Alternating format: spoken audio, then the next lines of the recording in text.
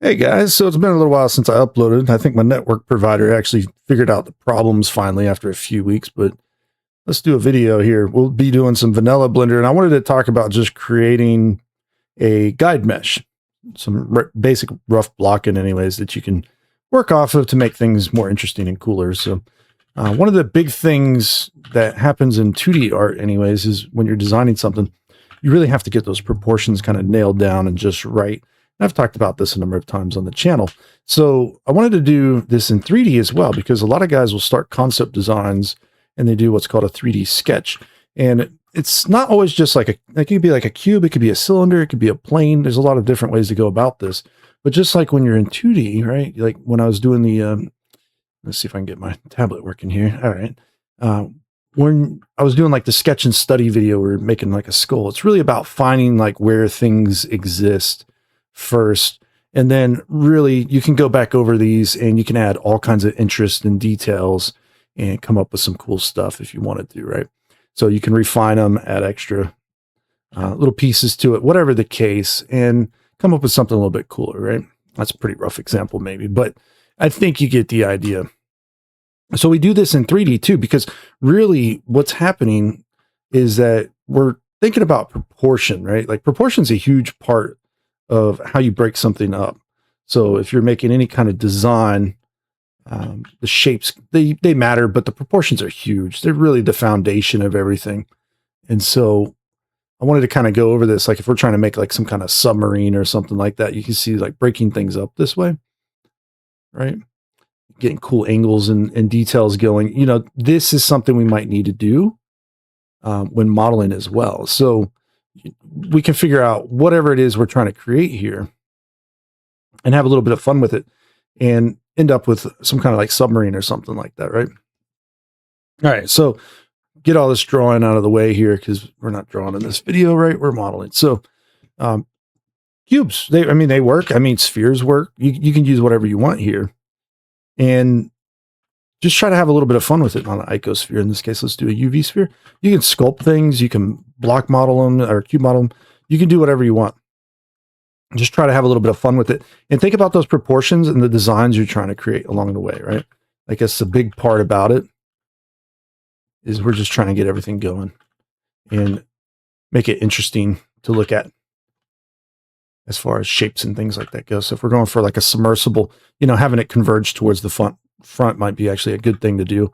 Maybe you do that, maybe you don't. So yeah, we'll go with this for now. And maybe Alt Q to this one, and we can just extrude this, right? And we'll just kind of get something like this going maybe. And we can play around with the shapes a little. Just basic edits. We're not doing anything crazy. Okay. Let's put it here and do that. So just really basic edits like this go a long way. Basically, before you know it, you're going to start realizing you can create pretty much anything you want to create and have a ton of design ideas going through your head. Whoops, I have moved the wrong thing. Let's take this and vertex snap real quick. We'll GY hold control, snap it to this one. There you go. And push that out. We can bevel this, hit C to clamp. Now I can A and merge by distance. Okay. We can reuse these parts if we wanted to, but we don't have to. We can just kind of model around them. And that's really what the point of the guide mesh is to be able to do this. So, you know, we just start working and, you know, maybe this is too high. It's kind of hard to adjust things once you start beveling things, right? So we can still do it, but it's going to be rough. And that's okay. For the guide mesh, it doesn't matter, right? It really doesn't. Oops, I hit the wrong key. There you go. Use the select box again. And, or maybe we leave that flat for just a second. Let's do a chamfer instead. So we do a bevel and just use one segment. Let's go to mesh and symmetrize here. Whoop, you see it doesn't work. Let's right click it, add it to quick favorites. You hit Q now. We can use that. Press A, Q, symmetrize, boom. Let's do positive X and negative X. There you go. And let's do some quick things here. Matte cap. I'm just going to use gray for now. Backface culling. I'm going to turn cavity on, set it to world, and turn ridge off. Cavity kind of messes up, like when you're working on shading especially, it gives you the false impression of the shading of the model. So just keep that in mind. Ridge is, I think, even more maybe not necessarily like the wrong thing to do, but it can mislead you a lot with it when it comes to your design, making it look better, I think, than it actually is. And so you'll want to turn that more than likely off. But we can go through this and you can see we got something going here. I wouldn't say it's good or anything just yet, but it's going. We can grab these faces right here. See how they go to a pole? Okay. We want to grab right up to that pole, but not over it, right? So you can see it's kind of hard to do with these. So press 3, select by face. We'll try again. Boom. All right. This one we can press E and Y, and we can extrude it. And we basically did the same thing as this one down here. So we got kind of like this submarine thing going like this now, which is kind of cool. And maybe it needs a little topper for it so that people can get in and out of this thing. So let's do that. A little hatch up here or something like that. We can do that. And we're just blocking the model out, right? Like it's really not that complicated. You play around with this idea a little bit. Maybe we'll round that out too. Why not? Since we got some of these all rounding up here. It's really not that complicated to do this part. I mean, it's quite easy, right? It's very fun too. And we can make them way more interesting as far as like shapes and designs go by skewing things and sharing them around and all that fun stuff. So share is Control Shift S and do it in an ortho view. It's pretty good. You do need to realize that when you're working in Blender, I know a lot of guys want screencast keys, and the keys can be important, but it's usually a lot simpler than you probably realize. They're just like, guys want screencast keys, but it's like Alt middle clicking, Control middle clicking, Shift middle clicking to navigate, right? So Control middle mouse, that is, Alt middle mouse, gesturing, while orbiting, holding Alt. There's little things like this, Alt middle click lets you do that. So those are like half the battle right there. When doing selections, it matters if you're in vertex, edge, or face a lot of times. So 1, 2, 3. I know some guys were asking about this, but if you like select by face and alt click an edge here, you get a loop if it's parallel edges. If you don't, it means it's just got an n-gon somewhere. It means a face with 5 vertices or more in one face, right? So, but we can come up with these designs super fast, really efficiently, like this. At least the big proportions of it. Like that's the main thing, right? We're trying to get those main proportions going for the design. And for concept artists, a lot of times they can just do this and then take a screenshot of this or render it out, not even textured or anything. And they can run off with it to like Photoshop and start working a concept on top of this. So they can, like, sometimes you might arrange things. You might take this and like, do like your front view, back views and stuff like that. You never have to worry about alignment issues. It's helpful. Well, it's helpful if you keep them aligned with each other in certain ways for things like this, right? So you can actually do a little setup like this if needed. You can see how that works out, right? So then we could do a back view as well if needed.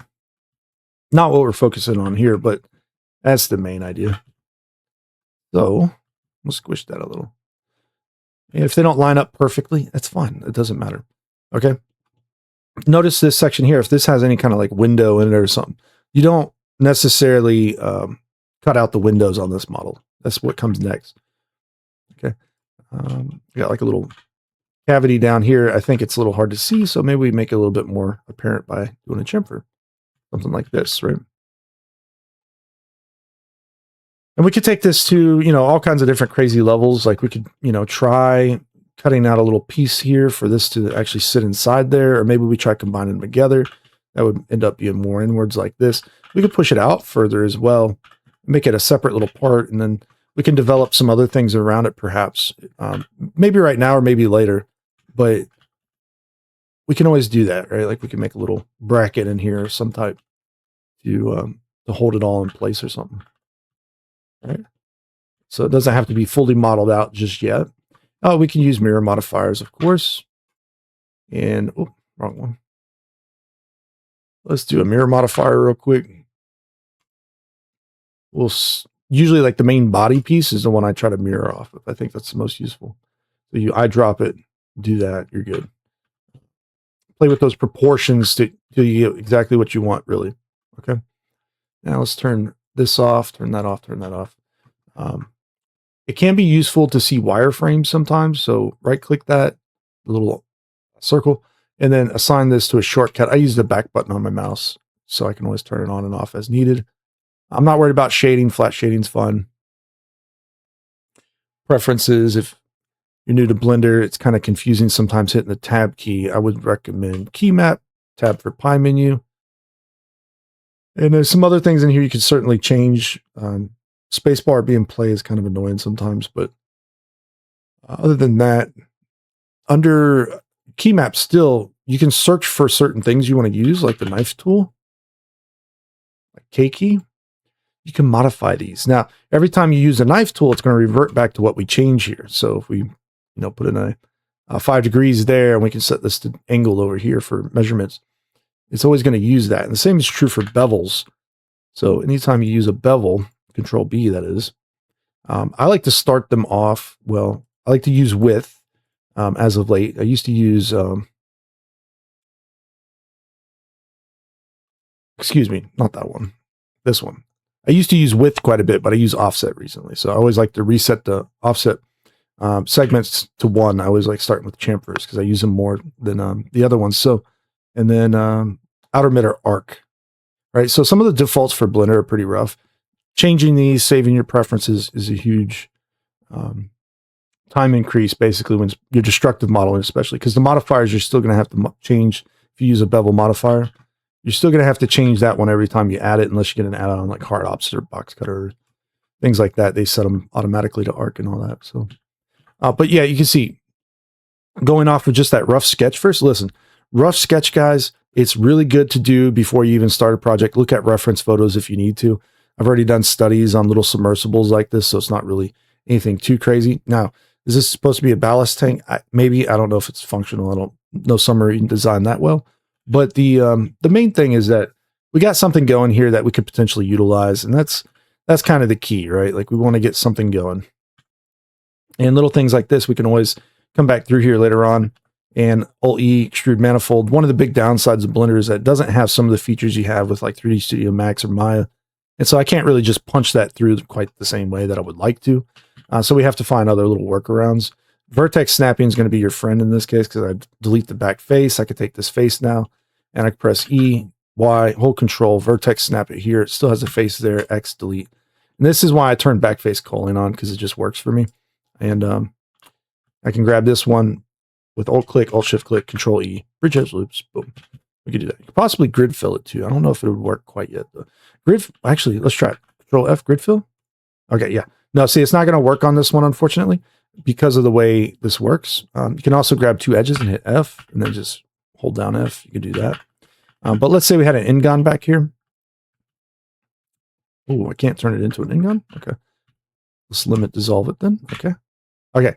So anytime you have an N-gon with a hole in it, right, in the middle, Blender needs the 2 additional edges to kind of keep it working, basically, the topology, mathematically or whatever.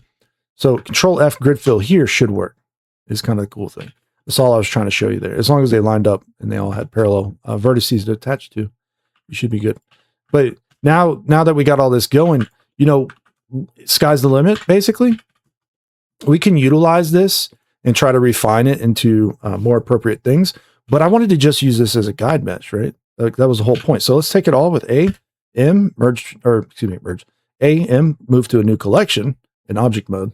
And now we can do, we can just call it the guide mesh, right?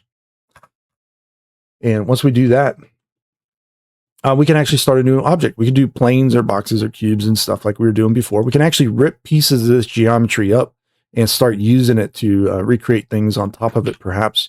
There's all kinds of fun ways of working with 3D, obviously, but this is just a strategy that I learned very early on for coming up with concepts and designs and creating game models, because it's just a super fun way of working. It takes a lot of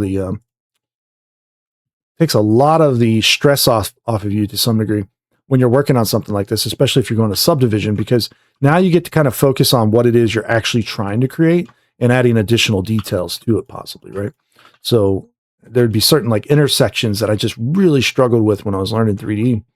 And I wanted to create really cool sci-fi things and all that, but I didn't know how to handle those intersections. And like, you can see, you might run into the same issue if you're doing Boolean N-gon workflow. You're like, okay, I created this thing and I booleaned it to this thing, and now I need a bevel in this area so that they merge nice and smooth together. And it's like, how do you even do that, right? With subdivision especially. So you can get in here and, you could reuse that topology if needed, but you can just model around it as well. And that's kind of the cool part about this. You have to turn X-ray on. It gets a little bit confusing, but you can do this, and wireframes might help you kind of understand where your other edges are. You might want to kind of mimic things or copy them a little bit. And you have to do a lot of like manual alignment for the most part, but you can do it. That's kind of the cool part about it. So, we're just mimicking what we already have. That's fine. Over here, we might have to like pull some of these out a little bit or something. We can do like very unique shapes or forms now. And we use these as a base mesh that we would refine further later on as well. So it's basically an iterative process where you go through this process and you just have a little bit of fun. Not really a big deal. So if I ever needed a bevel in this area, I can just extrude this down. And you can see, we could snap as well. And we could do different types of snapping. You can use face snapping perhaps, but face project works well. Just like you're doing retopo work, align rotation to target, back face culling perhaps. You could use a retopo shading if it, makes your life easier. That's a possibility. You can do that. And approach it like you're doing retopo basically. But this isn't, something that I used back in the day. Maybe it didn't exist, or I didn't know how to do it or something, right? So I'll just model around it, and I'd snap the surfaces as needed and pull things around and try to get them lined up and working. And I'll move these vertices around. A lot of times I actually did vertex snapping because for a little while there, at least, I didn't know that face snapping was really a thing either. So it's kind of how I was learning at the time, right? So you can see like those just aren't going to work there. Anytime you're snapping to a curved surface, if it has a higher resolution, so it's more faces and smoother, it tends to work a little bit better. Okay. There's ways of doing that. So you could like try subdividing something. So control 1 through 5 in object mode. You can see that works here in this case. But sometimes on other shapes, it's a little bit harder to do. You can try to add some bevels or maybe use creases in subdividing to keep some of the edges sharp. But you might have to actually know how to do some subdivision modeling in that case.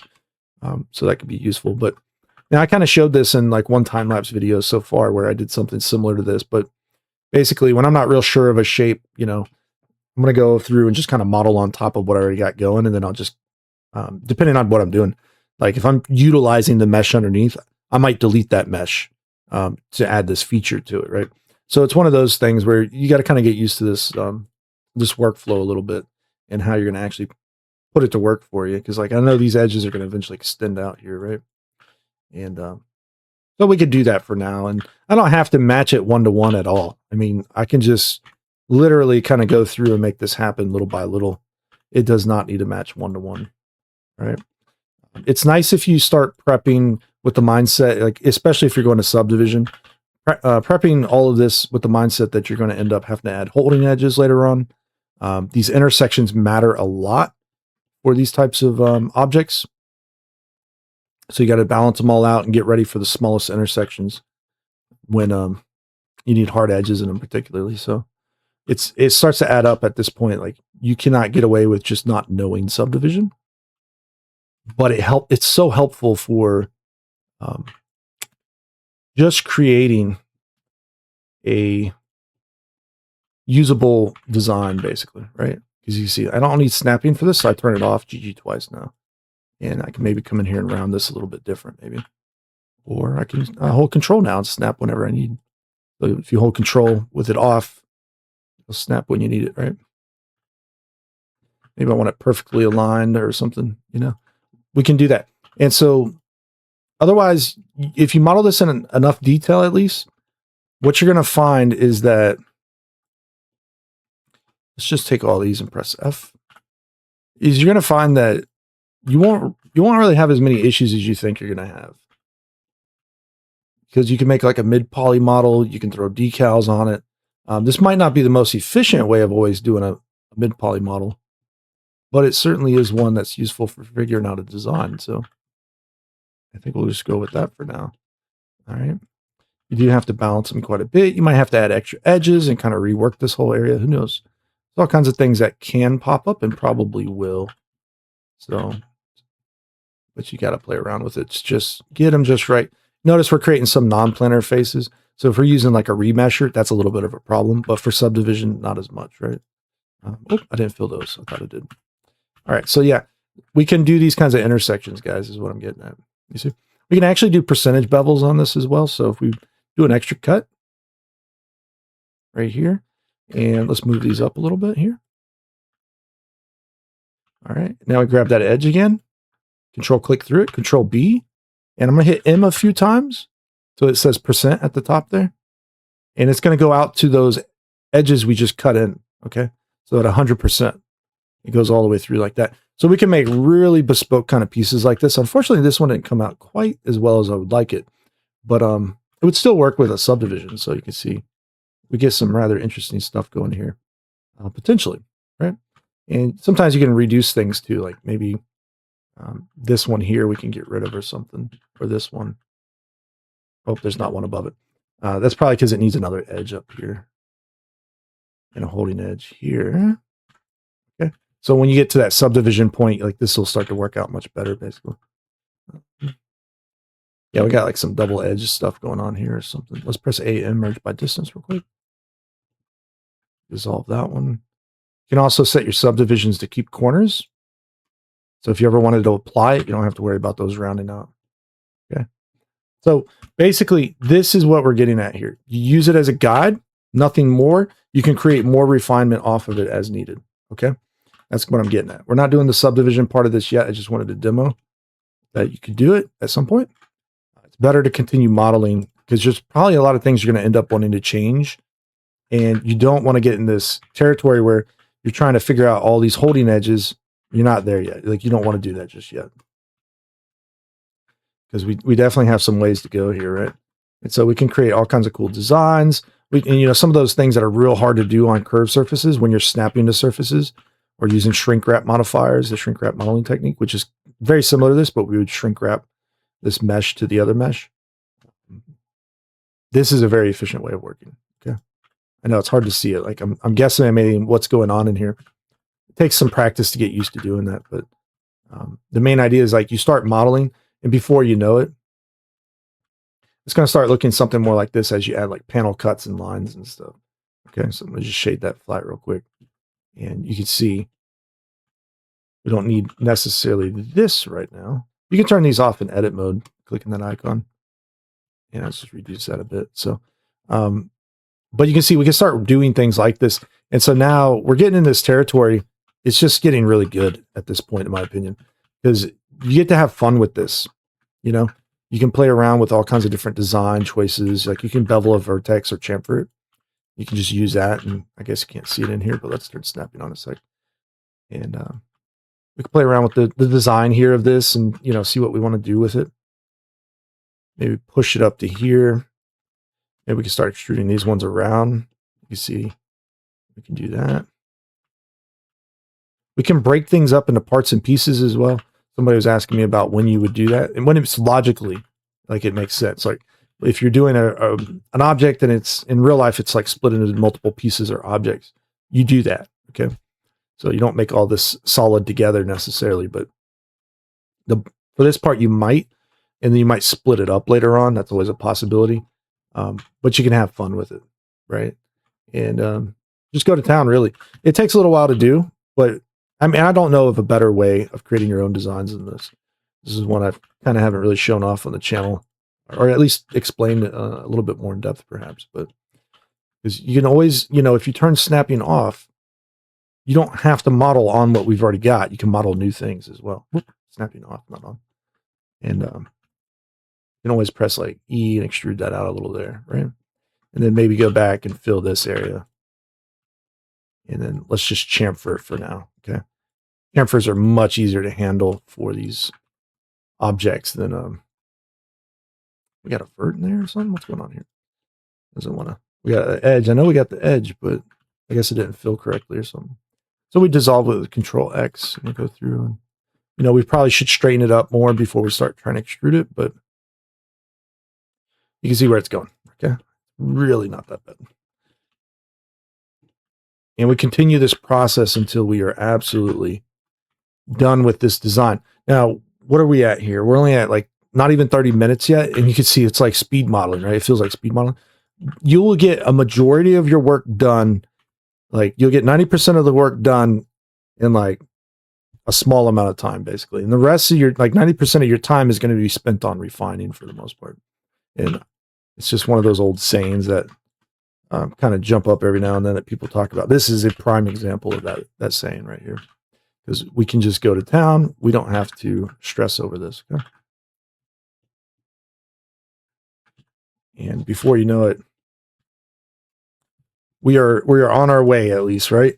So, turning it into a subdivision mesh is still going to be very grueling and challenging for you guys that, haven't done a lot of subdivision modeling. But this will alleviate some of that stress. You'll start looking at topology and design a little bit different, hopefully, after this video, where it doesn't have to be so intense, like to come up with those designs.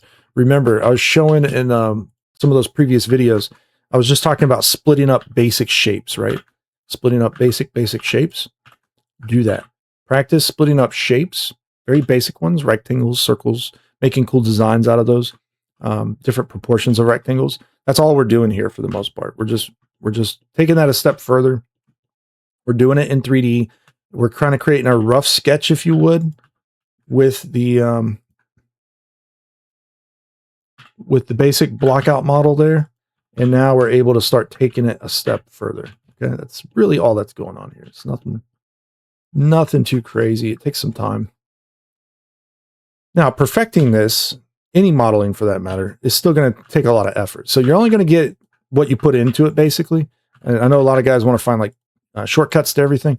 It doesn't happen in 3D. There's like a kind of a cap after you've done 3D modeling for a little while. Like you're going to hit it where you just really cannot go any faster than what you probably are capped out at it. It's just like you want to go faster, but you can't. It takes time to work things out at a certain point, right? That's just something to keep in mind. When you start feeling really fluid with this, like you don't feel like you're getting bogged down with every project. You start understanding how these polygons want to act and behave, what you got to do, and like what kind of orders. Remember, bevels kind of take place in certain orders in order to generate the kind of results that you want. Symmetries, like you can see there's like really thin edges in here. I'm alt clicking them and control Xing them. There's always other strategies, like you could just be like, okay, I'm going to pull that over, symmetrize. And then that cuts it in half, basically. As long as your origin point was in the middle, you're good. And I'm just going to shade this all auto smooth for now, just so we have this kind of going here. We can kind of see what's happening anyways. So we can take this, further. I don't want to make the video run on any longer, but basically you keep doing this as long as you need to do. You model every little element that you need. If you need a propeller, you model the propeller. You add it in here. If you need wires, you can use curves, Bezier curves, right? And you can add in some wires later on, or cut these little shapes out in here that'll make it look real cool. It like getting the big overall idea of the object going, super fast, super efficient. It was almost started basically there with the blockout, right? Like it was basically done with the blockout. And but now we run into these other issues where, let's turn that snapping off for a second. We got to start really thinking about what we're doing with the design, what kind of extra details we're going to add, how we're going to work that topology out. But we can kind of do it. You don't have to, for concepts, you don't have to work the topology out perfectly. But if you want to try to work in an efficient manner, and you're working on like a project or something for a game or something, you can think about the topology along the way. So that way you don't have to go back and do a bunch of cleanup and retopo a concept design as well. Because our concept was pretty much fleshed out, at least the proportions of the concept. And now we can focus on our secondary, tertiary, all the other details we need, basically. So if we need wires and bunches of wires and bundles and things like that, we can make those things now. There's different strategies of working with the curves as well, which I needed to do a video on, but you can see I just duplicated this while I was in edit mode for it, right? And, so, you can duplicate things, and if you're clever with it, you can actually arrange them in pretty interesting manners where they kind of like wrap around each other. Sometimes you got to take them and right click and subdivide with the two verts selected, and then you can do things like this possibly as well, right? So it's not too hard to do. I know some guys want to buy add-ons and make this all happen just like instantly and have it simulated with physics and stuff. That's cool. I mean, there's nothing wrong with that, but it's super useful to learn how to just use the tools as well before you go off trying to buy add-ons and stuff like that for this kind of thing. So for example, we got these two going now. They're kind of lined up with each other. I can just hit E and extrude them out, you see, and scale them if needed. You can also maybe get away with pressing V and do an automatic here and see if that helps it a little. Oops, nope. Vector maybe. Okay, why are we rotating weird? What's going on here? I might have to grab these and rotate. I think they might have updated this. Both sides, maybe. No, don't tell me they changed this. Because it's just twisting now. Let's do global. I think that might be a bug, or maybe they changed it. You used to be able to grab them in batch like this and just rotate them around. It might be just something I'm doing wrong here. Okay, I guess we got to switch to aligned or free, apparently. I swear vector used to work in automatic too. Because automatic would just switch to free if you rotate it or something. Maybe they changed something. I don't know. Maybe I'm imagining things. I mean, it's possible. So here's the deal, though. You know, we can just place these where needed, get them lined up the way we needed. So yeah, if there was a bunch of wires over here, maybe we do that. Maybe we don't want to. You know, maybe we try to realign these automatically and then go back to free. Hitting V here for that, by the way. So keep that in mind.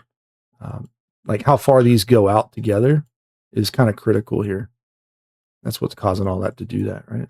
Because you can see these ones back here are like way out here. Oops, try to get those. Yeah, they've updated that for sure. I remember them saying something was updated there. The handles were easier to work with, but I haven't used them in a while, so it's kind of one of those things. The only downside of working in this manner like this, like if I wanted to make these thicker, you can Alt-S them, and that's just going to adjust this option over here. The mean radius, you see, in the in panel. But now they collide into each other. So that is one of the downsides of this kind of setup. I mean, you could probably set up some cool geonodes as well to also do this kind of work. There's nothing wrong with using geonodes, but you do have to kind of like do the research into that arrangement and like how you're going to do that, right? It's like you can make modifiers with geonodes if you want, right? Obviously, they added the geonode modifiers, the updates to them anyways here in Blender 5. So, and that's not quite what I want there. So do aligned again, maybe.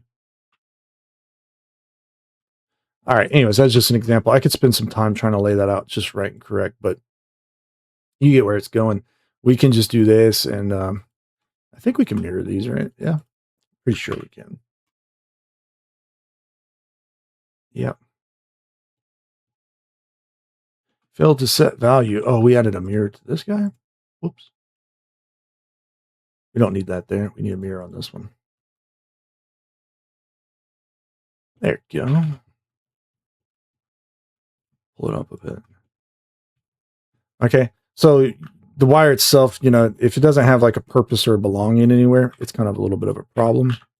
Why is this wrapping up around? We got to edit the other side, by the way. Tilde key view selected. Okay. Apply menu for that, but decided to wrap up that way for whatever reason.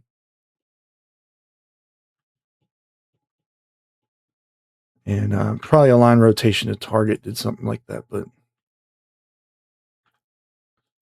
yeah, we can always adjust these as much as needed. I think that's too large. There you go. Scale it down. You can just scale it. And this one we might subdivide so we get a little bit more control over it, and that way we can pull it out the way I want. Okay. And then the base down here at some point you'll do like a cylinder that matches this. You can either build the cylinder off this by right-clicking, converting it to a mesh, or you can just shift right-click. You see the 3D cursor? It kind of lines up to the view. Basically, wherever you click, it's going to be left, right, up, and down. That's not behavior I want necessarily. So key map again. Look for a 3D cursor. It's the shift right mouse button one, right? So shift right. Boom. Set it to line up to geometry. Now when you shift right click, it'll line up to the face usually. Okay.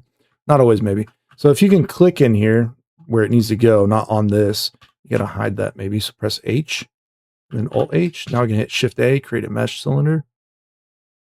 We can align to the 3D cursor now, and hopefully it should line up.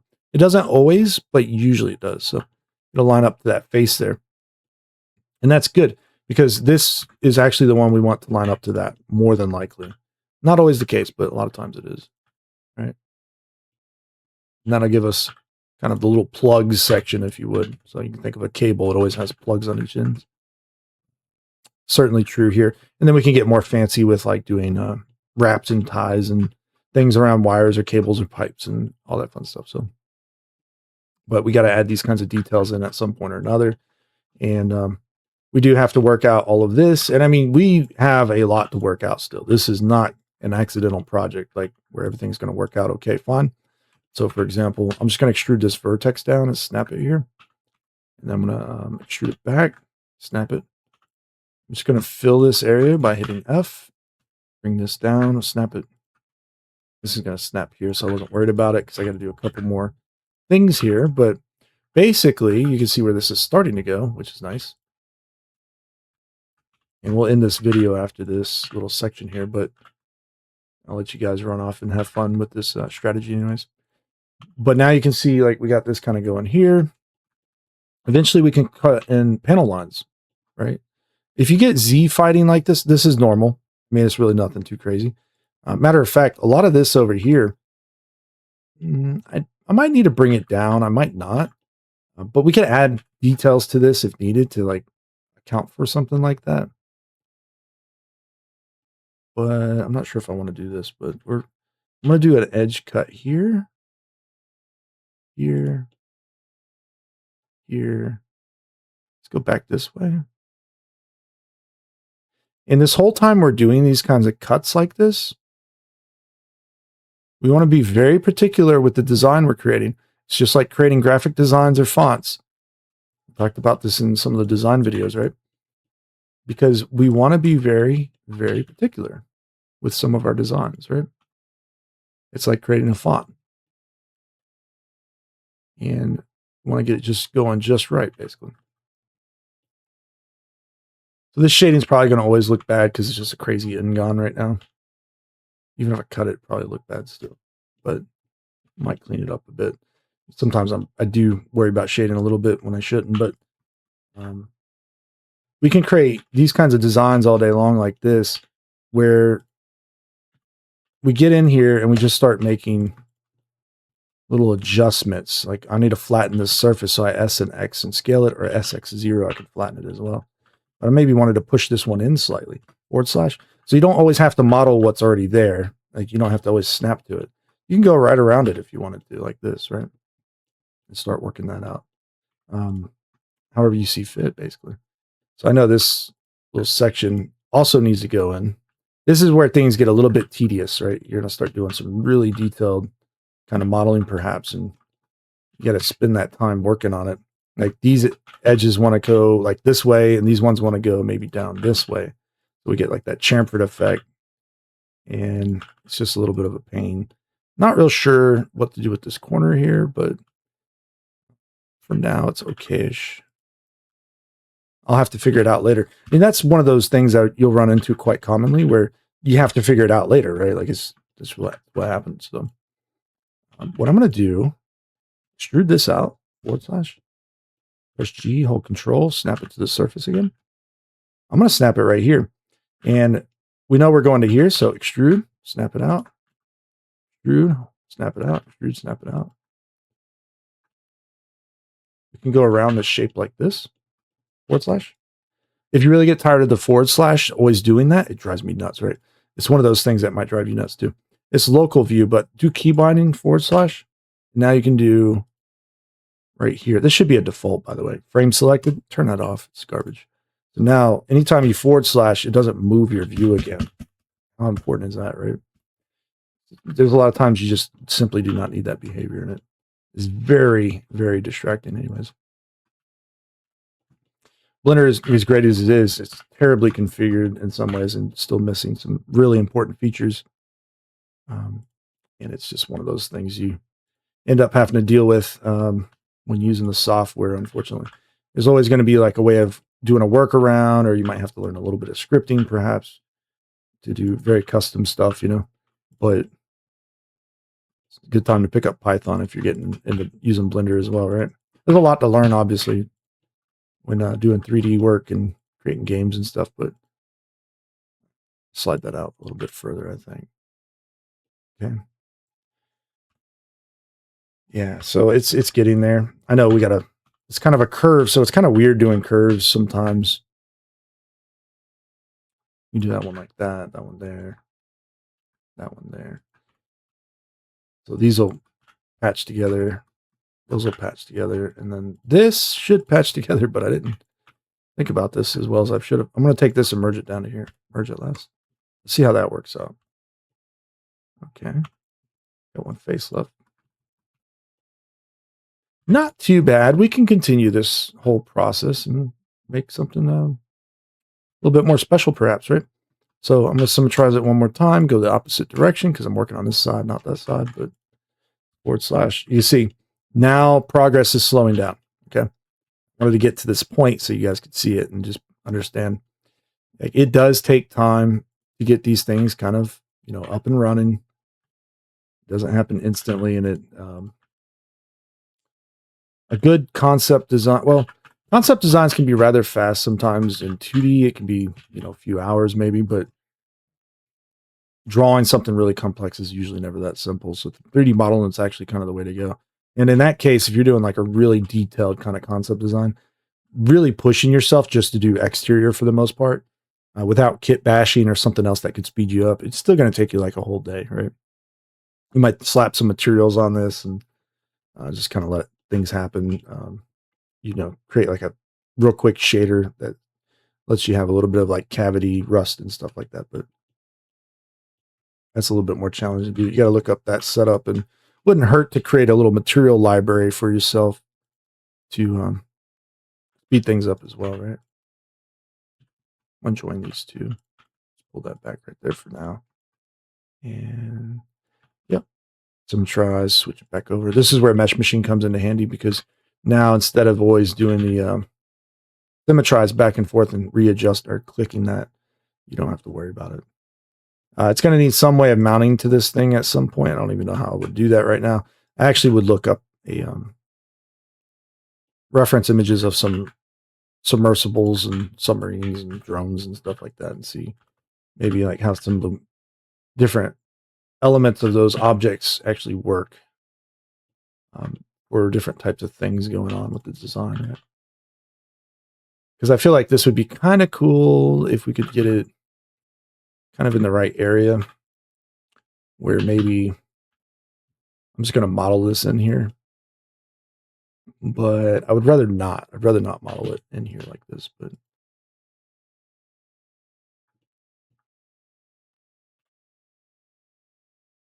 yeah, because I just want to flatten it out, SY0 it, and see if that works. So somehow it attaches to this thing, perhaps. And that's kind of the key here, play around with shapes and designs. Like, if it doesn't look good, guys, just get rid of it and start on a new one that might look good. Don't be afraid of like walking backwards for a few times, perhaps. And you can always create variations as well. Like, you can try doing different types of ends here because this could be like a modular piece, perhaps, right? The only thing that matters is the wires match up to it, so, or pipes or whatever. And but we could try a different one in the back. Maybe we have, a couple versions of this even. Maybe we duplicate it out real quick and we have one that's like a real long one. It's like a power submersible and it has to go really fast or something. It's like a big jet engine looking thing. Maybe this bracket's too small for this now, so we need to redesign the bracket, right? But the cool thing is that we have it. So if we ever want to just, swap it back in, we can do that. This is the whole idea of kit bashing in a nutshell right here. You can start playing around with those ideas rather rapidly as well. Like, that needs to go down with these two, I think. And these two over here need to just go back further now.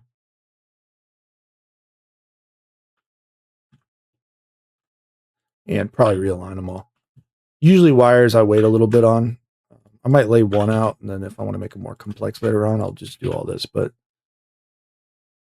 just to give you some ideas, you can work with them in batch and in groups. And there's going to be certain times that you actually switch to individual origins as well, which can be quite useful when working with these as well. So but median tends to work okay. So now you're starting to see where the issue becomes proportion, right? Like all the way front to back, the split here, it's okayish, but it's something looks a little bit goofy in here as far as proportions go. I don't know what it is exactly. I can't eyeball it right now. I'm going to take a wild guess. It's this piece. It's just too much. Right? Maybe if it was closer, it would make more sense. Maybe if it was further away. No. Yeah, so just too long. So I wouldn't use it. That's what it comes down to. I kind of like it being rounded here, but maybe, maybe we don't use it rounded.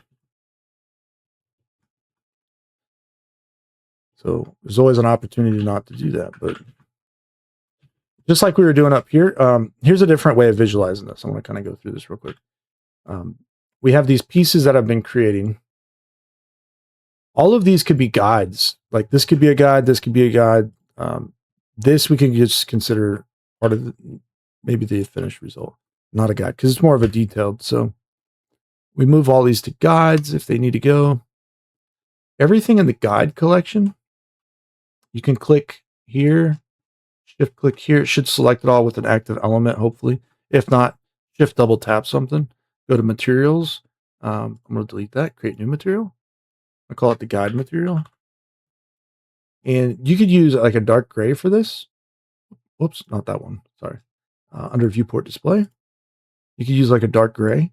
You have to make sure you're set to material up here. It is by default, so it should work. Okay. But you can use like a darker gray or maybe like some other kind of color perhaps that just helps you identify what's going on here. You can even make it glow if you wanted to, because one of the little secrets about this is that the value, if you overextend the value, it kind of becomes emissive almost, you see, which is kind of fun if you ever wanted to do that, I guess. But personally, like a darker grayish color, turn the saturation down. There you go. Works pretty well. Because of the way we've selected these, we can hit Control L now, and we can link materials. So the highlighted objects, the active object, that's the one that's going to adopt to all the others. So now we can actually see what we've actually modeled around it compared to, what we got to do still. And it's just kind of a cool way of visualizing like what's what and how it's going to go. You can also take these objects here, or this whole collection for that matter. This little arrow right there, if you turn that on, you'll see next to your objects in your collection, you can turn it off like that. That just makes it unselectable, so you can never move it by accident. You can only move these ones by accident now. Okay, so if you ever had to do that, that's useful. And we just go through and we continue working pretty much until, we're tired of working on this thing, right? And then we go a little bit further beyond that. But we can definitely do this and just have fun with it, really. The solidify is not going to always do correctly, by the way. Just want to point that out again. I'm going to try extruding that in and see what happens. Oops. What is going on here? I should be able to extrude that. Okay, that's what's going on. Never mind. It's behaving the way it should. The solidify, yeah, is part of the problem right now, I think. Let's inset, hold control, and push down like that instead. And if we're insetting, we hold control and we push down. Watch if I hit B, that back edge. We'll do that. Okay. Super useful. Insetting is so useful. I use it more than extrude now. I've been doing that for a while actually, but it's so useful. And this right here, I don't want to inset right here. So I'm not going to do that little section. Usually I would say that's like a knife's edge, basically, where it has no depth to it. I don't like that. Like this shouldn't also meet here because I was trying to create a pattern through there, but I actually reassign inset, change shortcut to W. So whenever I'm in edit mode, I just hit W now. And I can just, and if I ever have to inset individual, I still have to hit I, but so it'll be like W followed by I, followed by W, hold control, hold shift while doing that. And you can see we can do some pretty crazy stuff like that. I know the solidify is kind of messing it up, but you can start to see where it's going though for this piece here. Okay. So if we really take our time, put some thought, energy, and effort into it, we can end up with some really nice stuff, basically, is what I'm getting at. So I probably want to go back through and kind of like recut some of this and readjust it. And the solidify itself, I just usually turn them real thin just to visualize what's going on here on both sides if I was to start extruding things, but you certainly can try these things. And don't forget you have vertex snapping so you can align things as well. This is where machine tools really shows its power, is because, well, it's just little thing after little thing. It's a great add-on, but having the pie menu for doing the snapping is huge. That's a big one. I don't show it off nearly well enough in a lot of my videos, but it's a big, big part of working these things out. And these kinds of things you can always like manually bevel. Like after you chamfer them, if you have mesh machine, you can just use a fillet a lot of times, right? Or you can use I can't remember the name of it right now. There's a feature in mesh machine for it.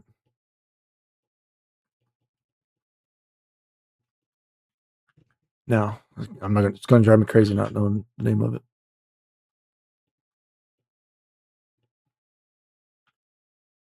But overall, really solid way of working, something I've done for a long time. This is what I was trying to this is what I was trying to explain with some of those rough modeling videos and things like that, free modeling. But a few various videos, I've kind of hinted towards doing this, but I don't think I've ever really shown it. That's what I'm trying to say. You know what I'm saying? Like a lot of the concept design videos and stuff like that. Because, yeah, we could Boolean in-gun things, sure. I mean, there's nothing wrong with that. You could definitely create really cool stuff by doing that, especially if you use more custom like cutters. But you can just kind of go through it just face by face, section by section. Tons of fun. You can end up with some of the craziest designs doing this because we still, we can snap to this. We can, specifically the cylinders, though, we got to up-res. But we can still snap to it and end up with like almost perfect cylinders with very custom topology and stuff, It's really not that bad. And we just keep doing it until we end up where we want to end up and have exactly the shading we want to have. It's a little bit of a process. Don't get me wrong. You're still going to find times that you really just cannot get away from. You're not going to be able to get away from like going back and remodeling things perhaps, or, trying to mirror topology from one side to the other, especially if you're working with like asymmetrical things. The whole design was already done in like the first part of this video, almost like the whole proportions of it, the rough stuff, right? Now we get to move into the more granular stuff, start building it up, just having a lot of fun with it over time. Some guys, I do this sometimes too, where that base block out, I use a lot of that mesh and I continue to model off of it, but it can also be like a catch-22. Sometimes you need those base shapes to shrink wrap to, or other various things that could be happening. So then you have to create new meshes to shrink wrap with, right? That match the forms and whatnot. Really irritating and painful sometimes, but so trying not to work on them, I think, is your better bet, and just building around them. Or if you really want, you can use parts of them, but use them as duplicates maybe.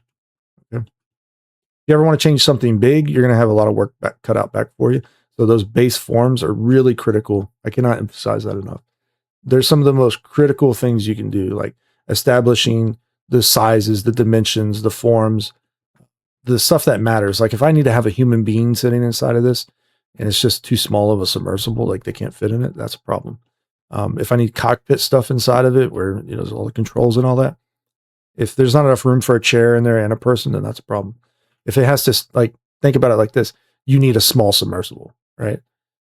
That's when you don't have a lot of playroom around in that necessarily, depending on, the project. But if it's a small submersible, it's going to be small, which means you're going to have to model in a particular way for characters and things to fit in there and all the instrumentation and equipment. You have to be very nuanced with accuracy to some degree when it comes to like the way things work in real life.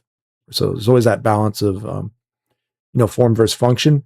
do both at the same time if you can. It's so much better if you do both at the same time, because you can actually, not only make it look more believable, but it's more functionable. It's easier to actually get into a game, possibly, when you're thinking about character sizes, things like that, like it just all starts to add up basically. And it's pretty critical in my opinion. So I think this needs to go down here a little. See, that's kind of hard to fix now. So you ever have to walk things back and restart, that's fine. Control number pad plus, control X, maybe delete it. Who knows? Like if you have to do that, you have to do that, because maybe we do. That edge was supposed to be straight. This is where loop tools also comes into play. Remember, add-ons, you may not want to use them as you're learning Blender right away. Just learning like the standard modeling tools is very good to do. But at some point, those add-ons are going to rescue you on more complex problems. So I'm just going to pull that out here and do this, maybe. Let's see how this goes. I don't know how it's going to go. We can create an Ngon here. F, F, and then an F. Yeah, I guess we'll pull it in a little too. Yeah, something like that for now. Maybe that works for us. Who knows?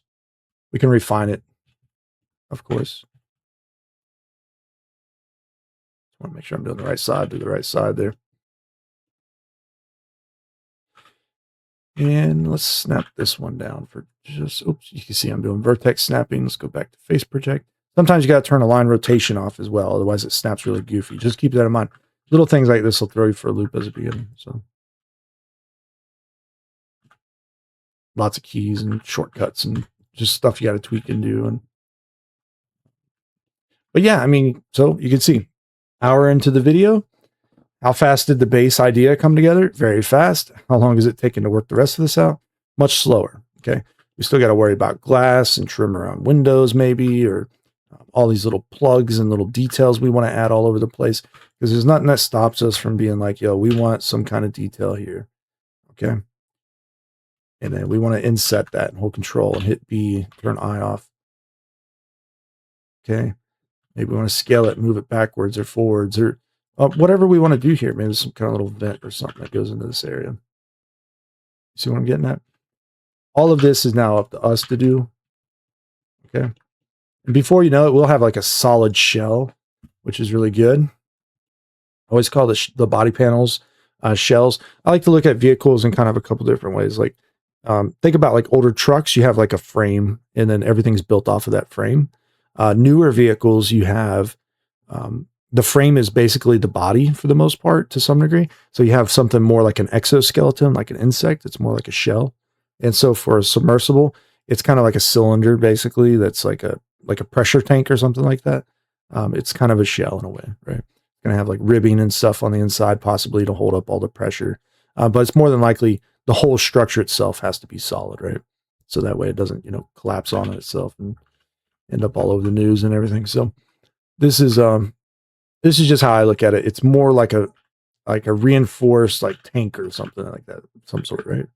It's just very purpose built, and it needs that foundational structure to it.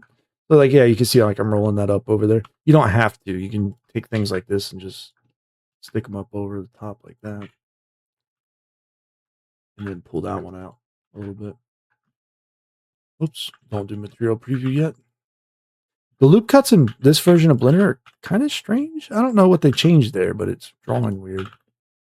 And it's confusing sometimes when you want to do a loop cut and you see like two edges, or I don't know if that's just a glitch or bug or what it is, but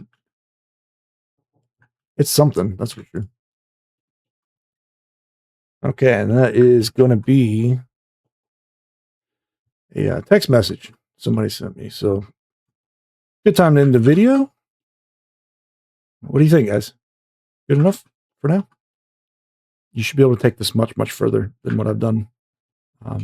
But don't be afraid to work on something for a few days, right?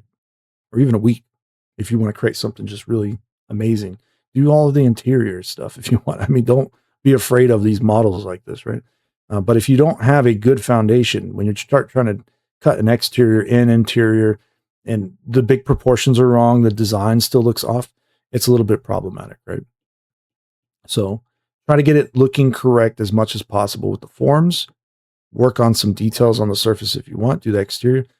Maybe do the interior a little bit later on, right? You don't always have to do it right away, because then you're fighting with, both sides of the model, and it's not always productive. But also sometimes it can be really useful because you do have to determine like different kinds of shapes and forms in there.